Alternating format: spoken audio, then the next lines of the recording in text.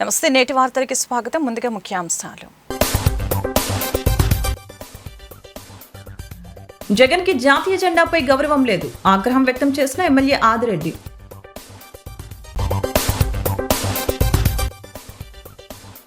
MP Mithun Reddy చాలా strong గా ఉన్నారు, ములాఖతులో కలిసిన వైసీపీ మాజీ ఎమ్మెల్యేలు.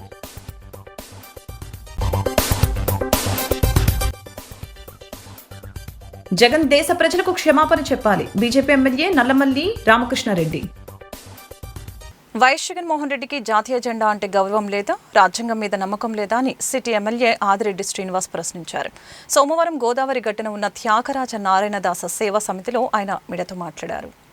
ఈ రాష్ట్రానికి ముఖ్యమంత్రిగా చేసి ప్రస్తుతం ఎమ్మెల్యేగా ఉన్న జగన్మోహన్ రెడ్డి జాతీయ జెండా ఎగరవేయకపోవడం శోచనీయమని అన్నారు. ఈ విషయం గురించి ప్రజలు అడుగుతున్నారని, దీనికి సమాధానం చెప్పాలని డిమాండ్ చేశారు. పులివెందుల ఒంటిమిట్ట జెడ్పీటీసీ ఎన్నికల ఓటమి దెబ్బకు మాజీ ముఖ్యమంత్రి పులివెందుల ఎమ్మెల్యే జగన్ మతిస్థిమితం కోల్పోయి ఆఖరికి జాతీయ జెండా ఆవిష్కరణ కూడా చేయలేని పరిస్థితిలో ఉన్నారా అని ప్రశ్నించారు. పులివెందులలో ప్రజాస్వామ్యం బతికి ఉందని అన్నారు.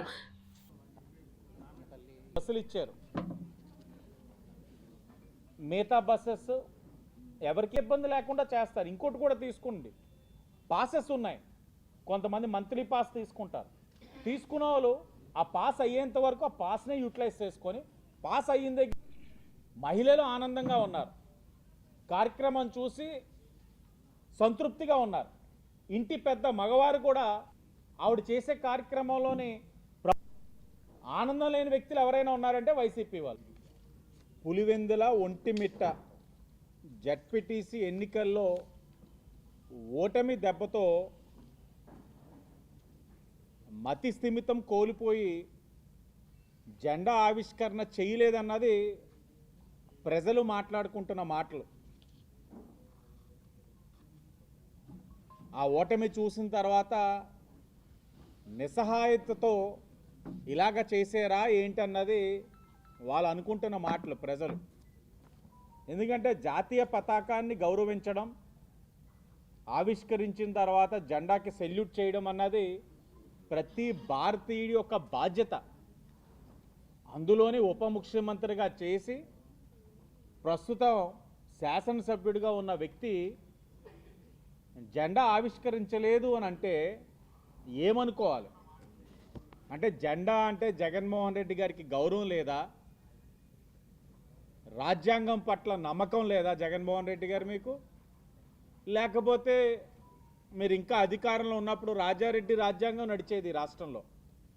ఆ రాజ్యాంగంలో ఎక్కడైనా ఉన్నాయా అధికారంలో ఉన్నప్పుడు ఆవిష్కరించాలి, ప్రతిపక్షంలోకి వెళ్ళిన తర్వాత మన జెండాని పట్టించుకోక్కర్లేదు, గౌరవించక్కర్లేదని? ఇది ముమ్మాటికి ఆయన సమాధానం చెప్పాల్సిన అంశం. మేము ఒక్కటే ఆయన్ని కోరుతా ఉన్నాం,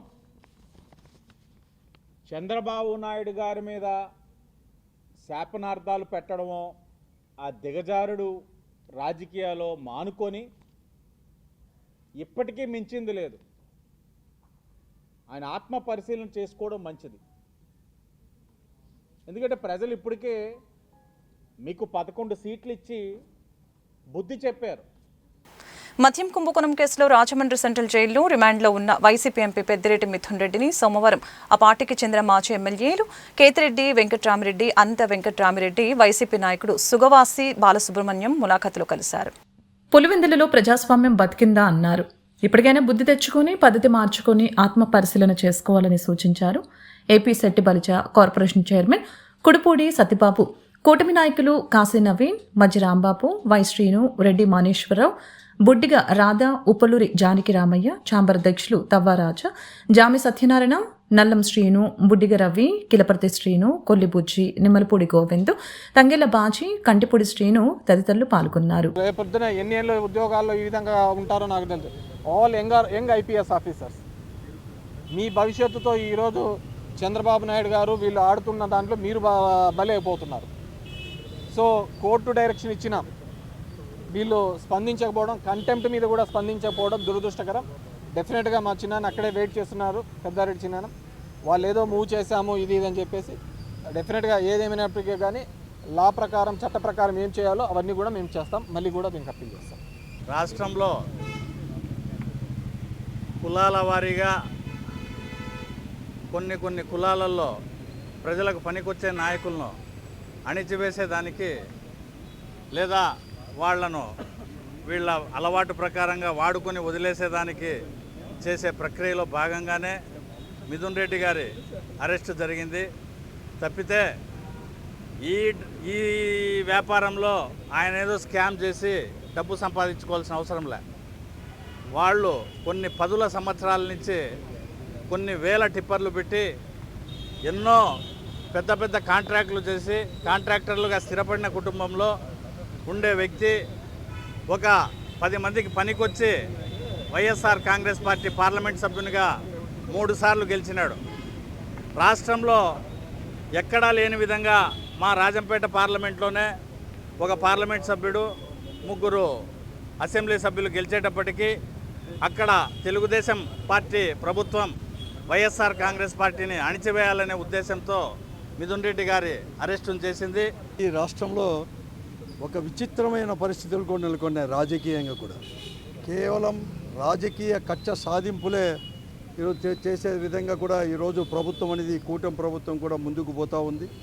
మరీ ముఖ్యంగా ఈ లిక్కర్ స్కామ్ అనేది చంద్రబాబు నాయుడు గారు అల్లిన కట్టుకథ. ఆ కట్టుకథ ఆధారంతోనే ఈరోజు సిట్ అధికారులు కూడా ఎంక్వైరీ చేస్తూ సరైన ఆధారాలు లేకపోయినా కూడా కాలయాపనతో వీళ్ళందరూ కూడా గడుపుతున్నారు. మరీ ముఖ్యంగా జగన్మోహన్ రెడ్డి గారికి ఎవరైతే సన్నిహితంగా ఉంటారో వారిని మాత్రం జైలు పాలు చేస్తే వైఎస్ఆర్ కాంగ్రెస్ పార్టీని మానసికంగా కూడా అంటే కార్యకర్తలను కానీ నాయకులు కానీ మానసికంగా అధైర్యపరచవచ్చని లేకపోతే జగన్మోహన్ రెడ్డి గారిని మానసికంగా వేధించవచ్చని చెప్పేసి ఈ పార్టీని బలహీనపరచని చెప్పేసి భావించే ఈ అరెస్టులు ఈ తప్పుడు కేసులు ఇవన్నీ కూడా పెడతా ఉన్నారు. కొంతమంది జైలు పాలు చేస్తున్నారు. స్వాతంత్ర దినోత్సవం రోజున మాజీ ముఖ్యమంత్రి జగన్మోహన్ రెడ్డి జాతీయ జెండా ఎగరవేయనందుకు దేశ ప్రజలకు క్షమాపణ చెప్పాలని ఎమ్మెల్యే నల్లమిల్లి రామకృష్ణారెడ్డి డిమాండ్ చేశారు. క్వారీ మార్కెట్ బీజేపీ జిల్లా కార్యాలయంలో ఆయన మీడియాతో మాట్లాడారు. ఇటీవల జరిగిన పులివెందుల ఉప ఎన్నికల్లో ఓటమి తర్వాత ఆయన ఎక్కడ ఉన్నారో తెలియట్లేదని విమర్శించారు. పార్టీ కార్యాలయంలో కానీ ఇంటిపై కానీ జెండా ఎగురవేయకుండా ద్రోహం చేశారని తెలియజేశారు. ఎమ్మెల్సీ సోము వీరాజు మాట్లాడుతూ వికసిత్ భారత్ దిశగా భారతదేశం అడుగులు వేస్తుందని, దానిలో భాగంగా ఈ నెల 30న విజయవాడలో స్ఫూర్తి అనే కార్యక్రమం నిర్వహిస్తున్నట్లు తెలియజేశారు. రాజమండ్రి నగరానికి వస్తున్నారు శ్రీ పివిఎన్ మాధవ్ గారు అధ్యక్షం అయిన తర్వాత 27 కులాలు అంటే మనకి వాళ్ళు మన జాతిలో ఒక అంతర్భాగం. సంక్రాంతి వచ్చే సందర్భంలో ఒక వారం రోజులు ప్రతిరోజు ఒక వేషధారణ వేసి వెళ్ళిపోతూ ఉంటారు. ఆ వారం రోజులు అయిన తర్వాత మన దగ్గరికి డబ్బులకు వస్తూ ఉంటారు.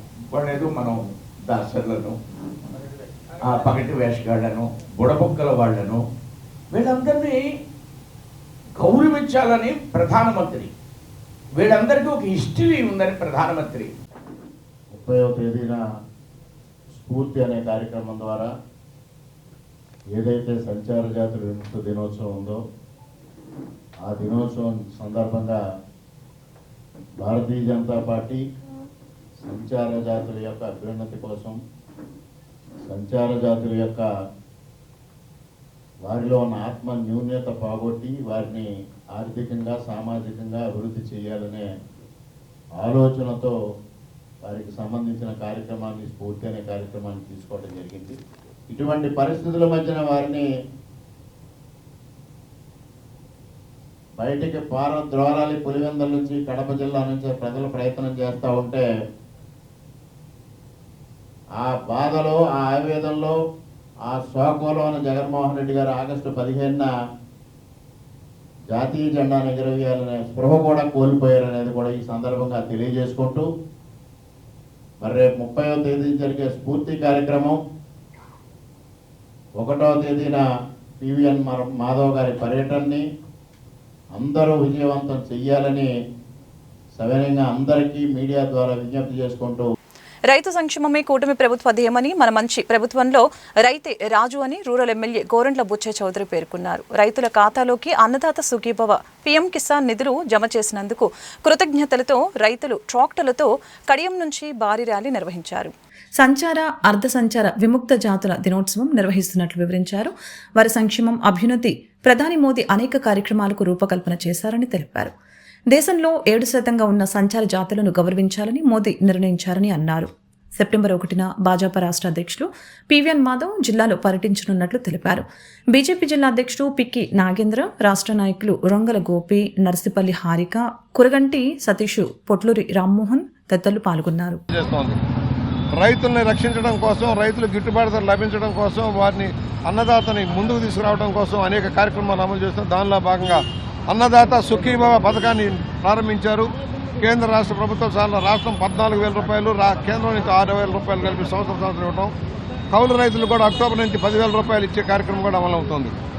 సగం ధరకే యాంత్రీకరణ కార్యక్రమాలన్నీ కూడా అమలవుతూ ఉన్నాయి. అలాగే 90% సబ్సిడీ మీద డ్రిప్ ఇరిగేషను, పంటలకు గిట్టుబాటు ధర లభించడం. ఈ గత సంవత్సరం 56 లక్షల మెట్రిక్ టన్నుల ధాన్యాన్ని 13,000 కోట్ల రూపాయలతో కొని వారికి రైతులను ఆదుకున్న పరిస్థితి చూస్తాం. ఇవాళ మామిడికి కానీ, లేక కోకోకు కానీ, పొగాకుకు కానీ, పత్తికి కానీ ఎక్కడ నష్టపోతున్నా దానికి మద్దతు ధర ఇచ్చి ఆదుకుంటున్న పరిస్థితి మనం చూస్తున్నాం. పోలవరాన్ని పరుగులు తీస్తూ ఉన్నారు. ఉత్తరాంధ్ర ప్రాజెక్టులు ముందుకు నడుపుతూ ఉన్నారు. రాయలసీమకు బనకతెర లాంటి ప్రాజెక్టును తీసుకొచ్చే కార్యక్రమం అమలవుతూ ఉంది. ఇవాళ అందినేవా ద్వారా నీరిచ్చిన కార్యక్రమం మనం చూసాం. రైతుల సంక్షేమ ధ్యేయంగా తెలుగుదేశం ప్రభుత్వం పనిచేస్తూ ఉంది. దానికి మద్దతుగా ఇవాళ వేలాది మంది రైతులు ఇవాళ వచ్చేసి ఇవాళ ఇంత వర్షంలో కూడా అన్నదాత సుఖీభవ అమలు చేసినందుకు ధన్యవాదాలు తెలియజేస్తూ వందలాది ట్రాక్టర్లో ఇవాళ ర్యాలీ చేస్తూ ఉన్నారు. వారందరికీ ధన్యవాదాలు తెలియజేస్తున్నాం. రైతుల పక్షపాతి తెలుగుదేశం ప్రభుత్వం చంద్రబాబు గారి నాయకత్వంలో రైతుల అభ్యున్నతి సాధించాలని అన్ని ఆక్వా రంగం కానీ, పండ్ల తోటలు కానీ, వరి కానీ అన్ని రకాల పంటలు కూడా మద్దతు ధర లభించి న్యాయం జరిగేలాగా తెలుగుదేశం ప్రభుత్వం వ్యవహరిస్తుంది. దానికి మనం అందరం కూడా చంద్రబాబు గారికి, లోకేష్ గారికి, పవన్ కళ్యాణ్ గారికి, మోడీ గారికి ధన్యవాదాలు తెలియజేస్తూ ఉన్నాం. నగరంలో ఫ్లెక్సీలో బ్యానర్లు ఏర్పాటు చేయడానికి వీల్లేదని నగరపాలక సంస్థ తీసుకున్న ఏకపక్ష నిర్ణయంపై రాజకీయ, ప్రజా సంఘాల నాయకులు ఆగ్రహం వ్యక్తం చేశారు. ఈ నిర్ణయాన్ని వెంటనే ఉపసంహరించుకోకపోతే పెద్ద ఎత్తున ఆందోళన చేపడతామని హెచ్చరించారు. హెల్త్ వింగ్ ప్రధాన కార్యదర్శి Gorantla Raviram Kiran, MPP Velugubanti Satyaprasad, AMC chairman Marini Vasudev, Kadiyam rural TDP అధ్యక్షులు Velugubanti Raghuram, Matseti Prasad, AMC vice chairman Bodapati Gopi, రాష్ట్ర రైతు నాయకులు Annandevula Chanti, Margani Satyanarayana, tourism corporation director Vasireddy Rambabu, రాష్ట్ర మహిళా ప్రధాన కార్యదర్శి మజ్జి పద్మావతి, కరుకూరి కిషోర్, నున్న కృష్ణ, పిన్నంరెడ్డి ఈశ్వరుడు, తలారి మూర్తి, పుక్కల రాజు, ఆళ్ల ఆనందరావు తదితరులు పాల్గొన్నారు. కానివ్వండి, విద్యా సంస్థలు కానివ్వండి, వైద్య సంస్థలు కానివ్వండి, ఫ్లెక్సీ లేకుండా ఎక్కడైనా వ్యాపారం జరుగుద్దా? చిన్న వ్యాపారస్తులు అండి, చిన్నవి కానీ పెద్దవి కానీ. ఇవాళ ఏదో ఒక డాక్టర్ గారు ఎక్కడి నుంచో అమెరికా నుంచి వస్తాడు. ఆ డాక్టర్ గారు రేపు ఉదయం 8 గంటలకు వస్తారు. ఇవాళ నుంచి ఫ్లెక్సీ పెట్టుకోవాలి. రేపు ఉదయం 8 గంటలకు పూర్తి అయిపోయింది, ఫ్లెక్సీ తీసేయమంటారా? అందువల్ల దీన్ని పూర్తిగా వ్యతిరేకిస్తూ ఇవాళ అఖిలపక్ష సమావేశం తీర్మానం చేయడం జరిగింది. రెండోది, ఒక పక్కేమో స్వచ్ఛత పేరుతో ఈ నిర్ణయం తీసుకున్నామని చెబుతూనే ఎవరన్నా కట్టుకోదలిస్తే 24 గంటల ముందు అనుమతి తీసుకోవాలి, దానికి డబ్బులు చెల్లించాలని చెప్తా ఉన్నారు. అంటే కాంపన్సేషన్ కడితే డబ్బులు చెల్లిస్తే మీరు చెప్పినటువంటి స్వచ్ఛత వస్తుందా అని చెప్పి అడుగుతూ ఉన్నాం. మూడో ప్రశ్న ఏమంటే, ఇవాళ మీరు ఎక్కడెక్కడ కట్టకూడదో రాసిచ్చారు. ఆ పద్ధతుల్లో అయితే నగరంలో ఎవరు ఎక్కడా కట్టకూడదు. నేను ప్రత్యేకంగా కార్పొరేషన్ అధికారులు అడిగేదంటే, మీరు చెప్పిన ఈ నిషేధాంక్షలు లేదా నియంత్రణ ఆంక్షలు ఇవి అధికార పార్టీకి వర్తిస్తాయా, వర్తించవా? వర్తించే పద్ధతి అయితే మీరు పత్రికా ప్రకటన ఇచ్చిన మరుసటి రోజు నుంచి నగరంలో ఎక్కడ పడితే అక్కడ అధికార పార్టీ ఏదో కార్యక్రమాలు జరుగుతూనే ఉన్నాయి. వాటికి ఎందుకు వర్తింప చేయడం లేదు? అందుకని ఇలాంటి అనేక అనుమానాలు, ప్రశ్నలు ఉన్నాయి. సాధారణ ప్రజలకు సంబంధించిన వాళ్ళ వ్యక్తిగత శుభకార్యాలకో లేకపోతే వ్యక్తిగతంగా ఇంట్లో వచ్చేటువంటి ఇతర కార్యాలకో కూడా ఇట్లాంటి వాటిని అనుసరిస్తున్న పద్ధతి ఉంది. కాబట్టి మీ నిర్ణయం సరైనది కాదు. ఈ నిర్ణయాన్ని పూర్తిగా ఉపసంహరించుకోవాలని చెప్పని అఖిలపక్ష సమావేశం తరఫున సిపిఎం పార్టీగా డిమాండ్ చేస్తా ఉన్నాం. 10,000, 15,000 రూపాయలు పెట్టి ఓటుకి పెట్టగలరా? ఈ రకంగా వాళ్ళు సామాన్యుల జీవన విధానం దెబ్బతీసేసేలాగా వాళ్ళ స్వతంత్రాన్ని, ఏదైతే మనకి రాజ్యాంగం ఇచ్చిన స్వతంత్రం ఉందో దాన్ని వీళ్ళు లేకుండా చేసేలాగా ఈ మున్సిపల్ కార్పొరేషన్ వాళ్ళు ప్రవర్తిస్తున్నారు. మరి ఇదేంటో అర్థం కాదండి. మన రాష్ట్రంలో మున్సిపల్ కార్పొరేషన్లు చాలా ఉన్నాయి, కానీ ఈ రాజమండ్రి మున్సిపల్ కార్పొరేషన్ మాత్రమే వింత పోకళ్ళు అవలంబిస్తారని. ఎక్కడా లేని విధానం ఈ రాజమండ్రి మున్సిపల్ కార్పొరేషన్కి ఇంత పోకడ ఎందుకు వచ్చింది? మరి దీన్ని ఖండించవలసిన బాధ్యత అధికార పార్టీల్లో ఉన్న వాళ్ళు, ఎమ్మెల్యే కానివ్వండి, ఎంపీ కానివ్వండి, వీళ్ళకి కంపల్సరీ ఉంది. వాళ్ళు అడగరు, ఎందుకంటే వాళ్ళ బ్యానర్లు తీయమని మున్సిపాలిటీ వాళ్ళు అడగరు, వాళ్ళ ఫ్లెక్సీలు తీయమని మున్సిపాలిటీ వాళ్ళు అడగరు. అందుకని వీళ్ళు ఏం అడగరు, వీళ్ళకి సంబంధం లేదు. అంటే ప్రజా సమస్యలు వాళ్ళకి అక్కర్లేదు, కేవలం ఏంటంటే ఇది సామాన్యులు ఇబ్బంది పడే పరిస్థితి. రాజమహేంద్రవరం గౌతమ ఘాట్లోని ఇస్కాన్ మందిరంలో శ్రీకృష్ణ జన్మాష్టమి వేడుకలు అంబరాన్ని తాకాయి. పెద్ద ఎత్తున తరలివచ్చిన భక్తులు క్యూ లైన్లలో బారులు తీరి శ్రీకృష్ణ స్వామి వారిని దర్శించుకుని తీర్థ ప్రసాదాలు స్వీకరించారు. శ్రీకృష్ణ జన్మాష్టమి సందర్భంగా ఉదయం 9 గంటలకు యజ్ఞసేవ, మధ్యాహ్నం 1 గంటకు ఇస్కాన్ నిర్వహించిన పోటీల్లో గెలుపొందిన స్కూల్, కాలేజీ విద్యార్థులకి జర్మనీ దేశానికి చెందిన సనాతన ప్రభు చేతుల మీదుగా బహుమతి ప్రదానం చేశారు. ఇస్కాన్ మందిరం పక్కనే ఏర్పాటు చేసిన ఉట్టి ఉత్సవంలో నగరానికి చెందిన యువత పెద్ద ఎత్తున పాల్గొన్నారు. జట్లుగా పోటీ పడుతూ పైకి వెళ్తున్న ఉట్టిని అందుకునేందుకు ప్రయత్నించారు. విజేతలకు బహుమతి ప్రదానం చేశారు. సాయంత్రం 6 గంటలకు తెప్పోత్సవం, రాత్రి 10 గంటలకు శ్రీ రాధాకృష్ణులకు మహాకుంభాభిషేకం కనుల విందుగా జరిగింది. ఉదయం నుంచి భక్తులకు పెద్ద ఎత్తున ప్రసాద వితరణ చేశారు. కమిటీ తరపున రవీంద్ర చైతన్య, హేమ నిమాయిదాసు, శ్రీహరి కరుణదాసు, కృష్ణ వెంకటేశు తదితరులు పాల్గొన్నారు. వైసీపీ అధికారంలో ఉండగా ముఖ్యమంత్రి సహాయ నిధి నుంచి ఒక్కటంటే ఒక్క చెక్కు ఇవ్వగలిగారా అని ఎమ్మెల్యే ఆదిరెడ్డి వాసు ప్రశ్నించారు. ఇప్పటికే 173 చెక్కులు ఇచ్చామని, మొత్తం 207 చెక్కులు ఇచ్చామని కూటమి ప్రభుత్వం తరపున గర్వంగా తెలియజేస్తున్నామని చెప్పారు. టీనగర్ త్యాగరాజ నారాయణ దాస సేవా సమితిలో సోమవారం ఆయన 34 మందికి సుమారు 17 లక్షల రూపాయల సీఎంఆర్ఎఫ్ చెక్కులను కూటమి నాయకులతో కలిసి పంపిణీ చేశారు. 207 కుటుంబాలను సీఎం సహాయ నిధి నుంచి ఆదుకుంటున్నామని చెప్పారు. ఈ మొత్తం చెక్కుల విలువ 2,32,75,000 రూపాయల 99 రూపాయలని ఎమ్మెల్యే వాసు తెలిపారు. ఇంకా 54 ఫైల్స్ పెండింగ్లో ఉన్నాయని, వీటి విలువ 2,75,00,000 రూపాయలని చెప్పారు. ఏ కుటుంబంలో ఇబ్బంది వచ్చినా పెద్ద కొడుకులా ఆదుకుంటామని ఎన్నికల ముందు చెప్పిన ముఖ్యమంత్రి చంద్రబాబు ఆ మాటను నిలబెట్టుకుంటూ ఎవరైతే ఆసుపత్రిలో చికిత్స కోసం ఇబ్బంది పడుతున్నారో వారికి సీఎం సహాయ నిధి నుంచి 40 నుంచి 50% చెక్ రూపంలో ఇస్తున్నారని ఆయన వివరించారు. వైసీపీ వాళ్ళు దుష్ప్రచారం చేస్తా ఉన్నారు. మారండి, ఎదుటి వాళ్ళు చేసే కార్యక్రమాలు చూసి అయితే గుర్తించండి.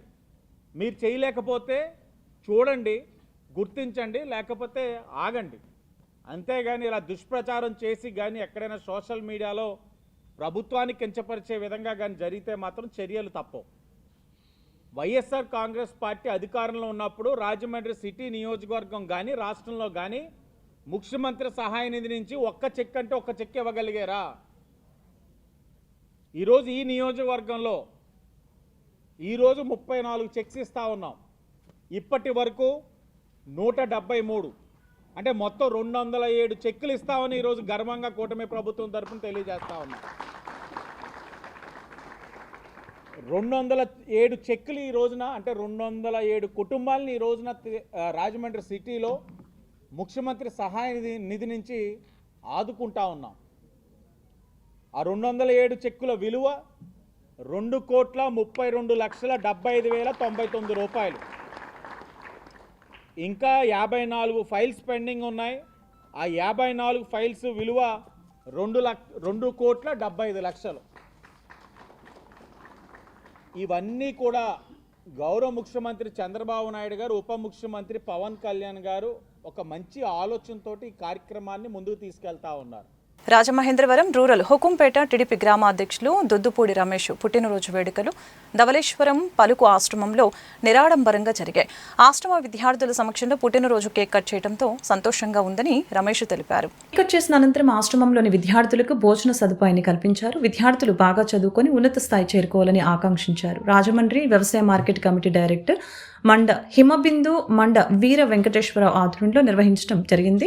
ఈ కార్యక్రమంలో గ్రామ టీడీపీ నాయకులు చక్రయ్య, కోటిపల్లి చంద్రశేఖర్, సతీష్, దుర్గాప్రసాద్, రాము, సతీష్, పద్మ, పార్వతి, శ్రీహరి తదితరులు పాల్గొన్నారు.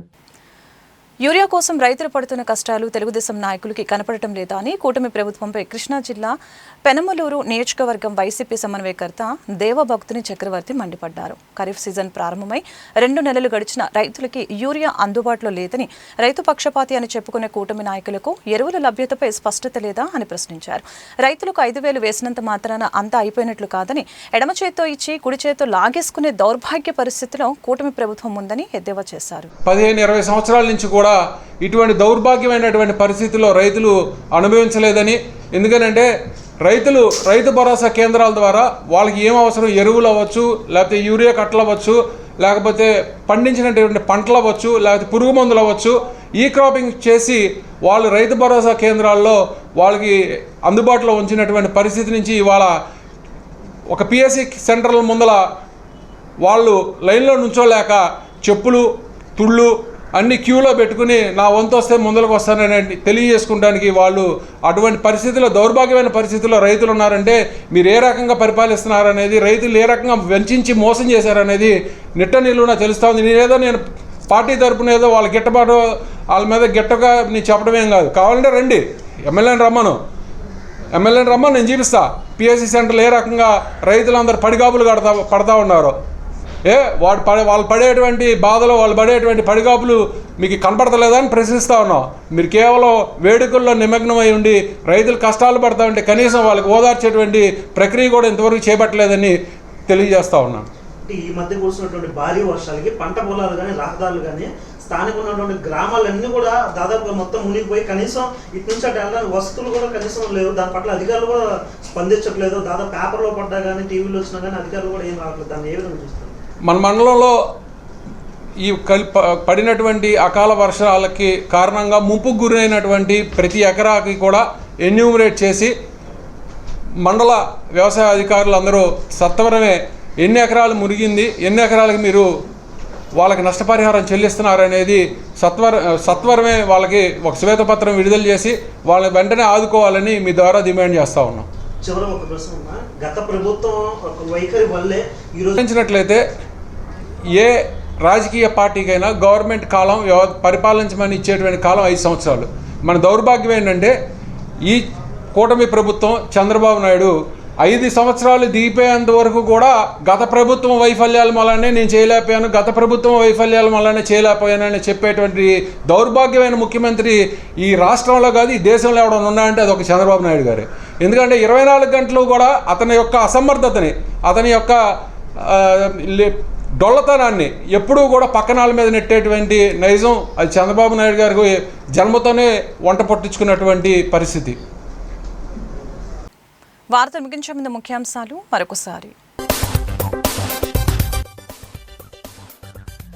జగన్కి జాతీయ జెండాపై గౌరవం లేదు, ఆగ్రహం వ్యక్తం చేసిన ఎమ్మెల్యే ఆదిరెడ్డి.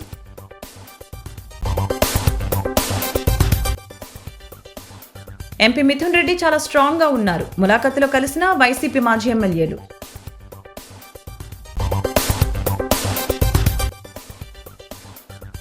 జగన్ దేశ ప్రజలకు క్షమాపణ చెప్పాలి, బీజేపీ ఎమ్మెల్యే నల్లమల్లి రామకృష్ణారెడ్డి. ఈ వార్తలు ఇంతటితో సమాప్తం. మరొక బులెటిన్లో మళ్ళీ కలుద్దాం. నమస్కారం.